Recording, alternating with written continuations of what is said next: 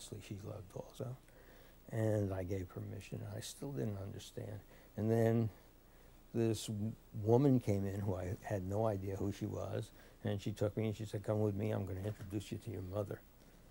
The hell is going on here, you know? I have a mother right here. I love her. What are you doing, you know? So I was taken to the Jewish Foundling Home office and was introduced to a woman who I was told was going to be my mother. And I had already been whacked out of my mind by being kidnapped from my mother when I knew. And once I was introduced to this woman, I say, whatever a 5-year-old says. I know it wasn't something worse than oh damn or oh hell, but I must have kicked somebody in the shins and elbowed somebody and ran away and ran into the men's room and hid in the stall. They were all... Can we move that mic because I'm getting kind of like interference. What do you think it is? Take it out of there. Oh, I see it's down there. Right there? Is it, That's good there. Let's point it here, right there. Does that work? That's better. Yeah, how is it going on, Oscar? For Oh, it's just those last couple words. Okay, good. So Okay, let's start so- with the thought running into the stall. yeah, so I managed to escape from these women and ran into a men's stall where obviously I could be safe. And my soon-to-be mother, the one who adopted me, refused to go into a men's stall because she was hoity-toity. She always thought of herself as hoity-toity, but she really wasn't. She was definitely lower class, but put on airs. So anyhow, and she did well, and she grew right into it. She grew right into a true society woman very quickly, actually. And so I went in there, and I closed the door, and my mother wouldn't go in. She sent one of the other women in to get me out. Now, in retrospect, I look upon that as being an indication as to how much she really wanted to adopt me. Because any woman who would let a men's room stall when there were no men around, you know, who would let somebody, her kid, go in there and then not go in and have another woman, not a man, another woman, so there was no, you know, differentiation of sex there, go in and grab me and pull me out. And after that, I kind of lose what went on, except when I started to regain some of it, I found myself in a taxi with this woman who was telling me she's my mother, and she'd like to change my middle name from Jack or Jacob to Richard, because she, at some time in the past, had had a foster child whose name was Richard. So I was being named after someone who never really was part of her family for very long. And so I felt myself invaded immediately. I mean, my name was taken away. First of all, I was no longer author Jack Epstein. I was author Richard Kasakove. I mean, that was... My father never came and, to the adoption agency or rode in the cab with me or even was home when I got to the apartment, which also is an indication. You know, I don't think it takes much psychoanalysis to figure that one out. So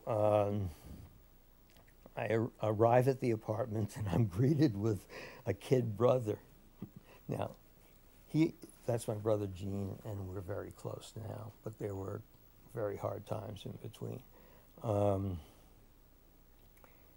So he was younger than me. He's 16 months younger than I am. At the same time, he was adopted when he was an infant. And so as a consequence, he was older than me. Well, I'm older than him chronologically, but within the family, the societal kernel that is, you know, that microcosm of who the family is, he was older. He'd been there for 3 years.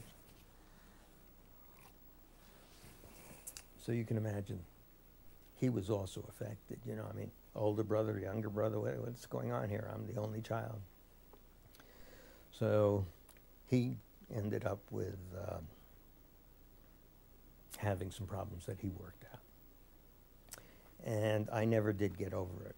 I relate to that day, that adoption, as being the beginning of the rest of my life, because I just don't remember much more back except that I really, really felt kidnapped, because I really, really love these people. And you'll notice that my foster mother asked me, would you mind if I take a lock of your hair? I mean, she was, you know, whereas the other mother, my adopted mother, she just went right ahead and jumped in and said, no more Jack, you're now, or Jacob, it's confused. You are now Richard, and your last name is no longer, and I found out it was Epstein much later. Your last name is not Epstein, it's Kasakove. You are Arthur Richard Kasakove. Well, okay.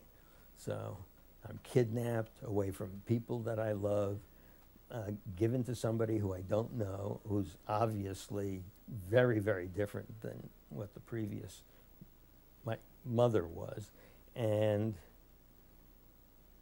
oh God, it was so discordant, it was so disruptive that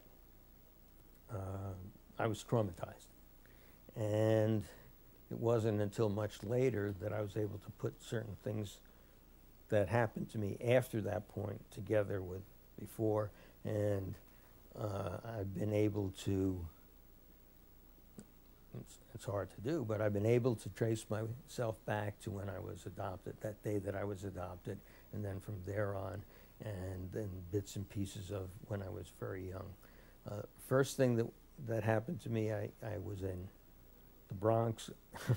I went to kindergarten for a short time. I was moved to New Rochelle. So I mean, you know, I'm moving around, so I'm in New Rochelle. I go to a new school. I don't know anybody. And the whole thing was a horror. And then in the summers, because they really couldn't stand children, they put us into day camp, these two little kids, you know. I don't think my brother was 5 yet. And just so that they wouldn't have to deal. Okay, so I went to day camp for, I don't know, 1 or 2 years. And that's when it, later on, when I looked back at the symptoms that I was going through at that time, it was major, major depression. And that only came to me after quite a bit. But in the meantime, I was depressed. I mean, that was imprinted on me.